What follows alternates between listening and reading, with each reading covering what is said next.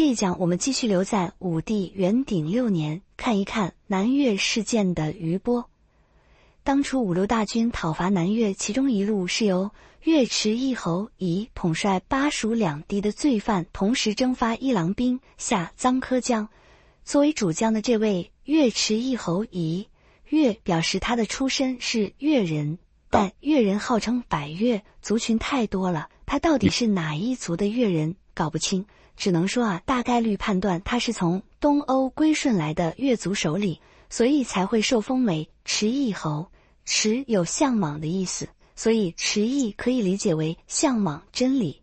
古代中国的传统里边，政权的内外之别就是华夏和蛮夷之别，文明和野蛮之别，正义和邪恶之别，真理和谬误之别。所以有外族首领投奔过来的话，授予他们的封号就是归义、池义这一类，一定要从名义上先把正和邪区分清楚。这位池义侯名字叫乙，姓什么就不知道了。岳池义侯这支军队是由两部分构成的，主干部分是巴蜀两地的罪犯，次要部分是夜郎兵。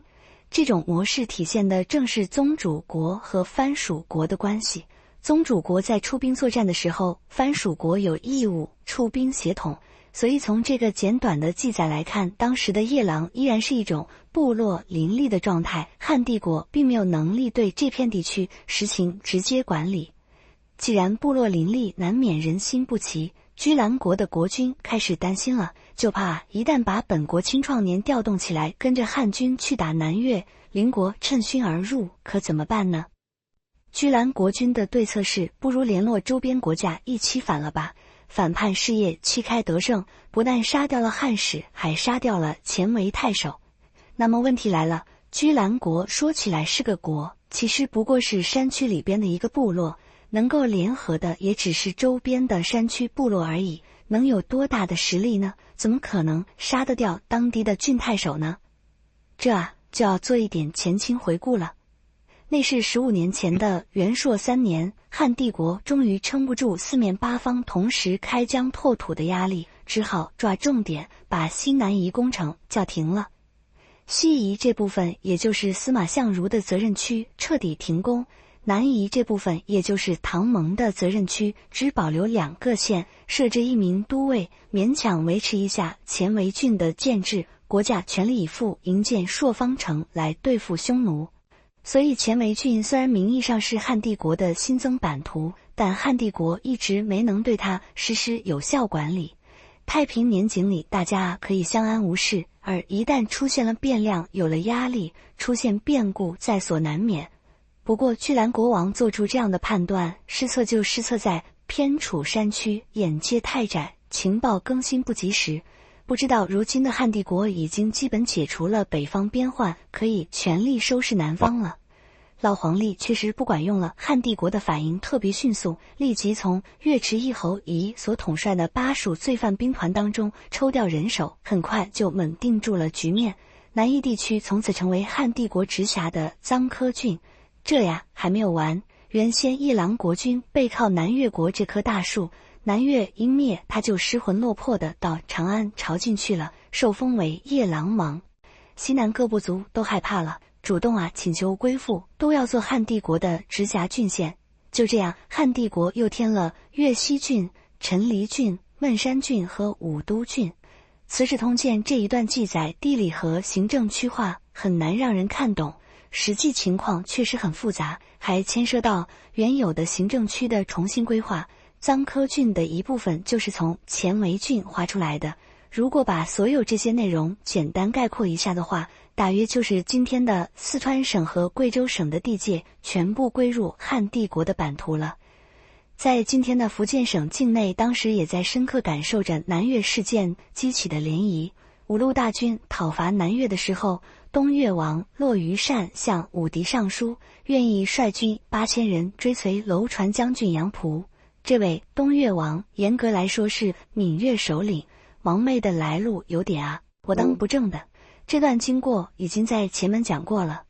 骆于善似乎很想抓住机会正表现，但并不是，他只是话说得漂亮。行军到揭阳的时候，他就按兵不动了，拿海上风浪太大当借口。事实上，骆于善一直手鼠两端，在停止进发的时候，同时还派出使臣秘密和南越联络。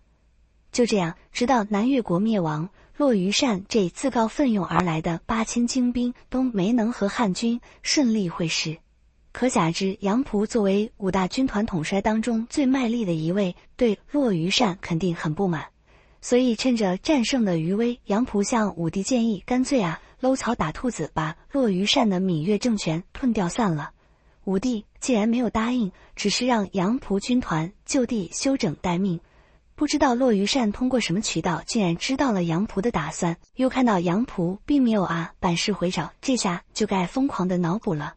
偏偏武帝让杨仆驻军待命的消息，骆于善一无所知，那么骆于善会做出怎样的反应，也就不问可知了。先下手为强嘛。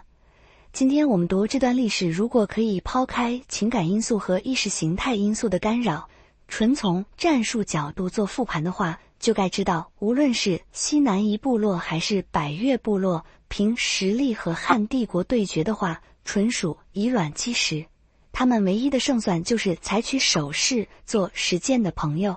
让汉军在南方酷热而潮湿的天气和举步维艰的山区地形面前自我消耗，最后不战而退。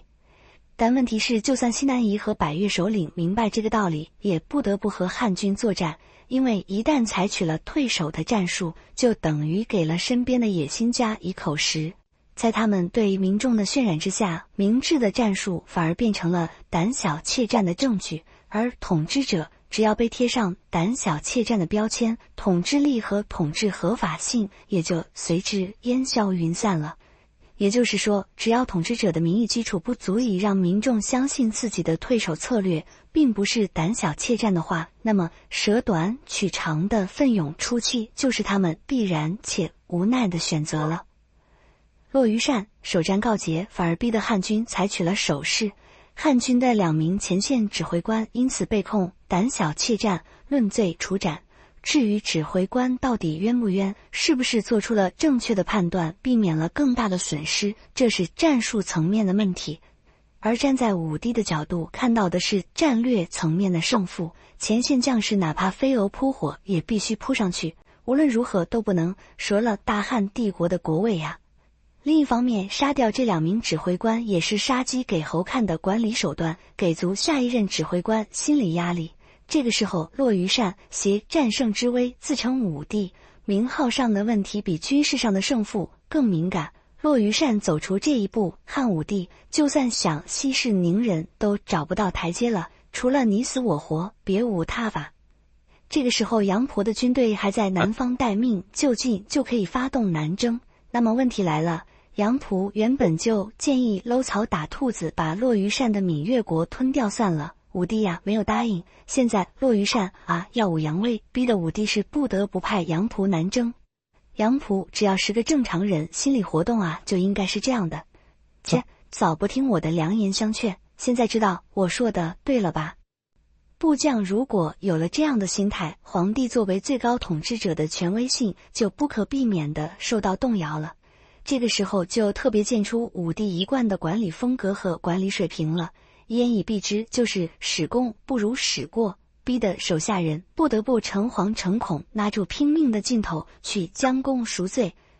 新问题又来了，杨仆自从带兵以来，比谁都卖力，比谁都能打，功劳有的是，但没看出他有什么罪过答案是我们看不出的，武帝看得出。这背后有2条基本原则：一，只有不做事才会不出错，只要做事就难免出错；二，人无完人，不管对任何人，只要存了吹毛求疵的心，就一定可以揪得出他的错处。武帝给杨仆下的诏书里边一下子就列举了杨仆的5大罪状。南越之战，杨仆虽然打赢了，但并没有斩将千骑之功，还把投降的人当成俘虏上报，把死人从坟墓里挖出来当作战场上斩杀的敌人上报，此其一。没追穷寇，使赵建德和吕嘉有机会联络闽越国，此其二。不顾念士兵的劳苦，自己假公济私回家探亲，夸耀乡里，此其三。舍不得离家，却借口道路难行，没能按期归队，此其四。问你数刀的价格，你却装傻充愣，显然是中饱私囊了，此其五。这还不算，你接受诏书之后，却不按指令到蓝池宫听命，第二天连理由都不给一个。假如你的部下这样怠慢，你该治他什么罪呢？如今派你深入闽越，你真的可以将功赎罪吗？平心而论，这所谓5大罪状都是小节。武帝如果真的在乎，早就对杨仆下手了。站在皇帝的立场，将军只要完成了自己设计的战略目标就可以了。至于是不是杀降，有没有杀良冒功，有没有烧杀抢掠，只要不在特殊时期，其实都无所谓。水至清则无鱼，人至察则无徒。当年飞将军李广公报私仇，擅杀霸陵廷尉，武帝非但没有怪罪，反而呢下诏表彰，夸李广有勇将的血性。作为将领，其实也知道这个逻辑，所以才有胆量没法乱纪。但问题是，武帝平时大可以睁一只眼闭一只眼，而一旦有需要睁开2只眼，明察秋毫了。先前那些无伤大雅的小节，随便拎一个出来，都能要人的命啊！如今这一招用在杨仆身上，着实把杨仆吓得不轻，哪里还敢有一点点的骄傲和懈怠呢？马上就诚惶诚恐的将功赎罪去了。这次征明月照旧是5路大军分进合击，我们下一讲再见。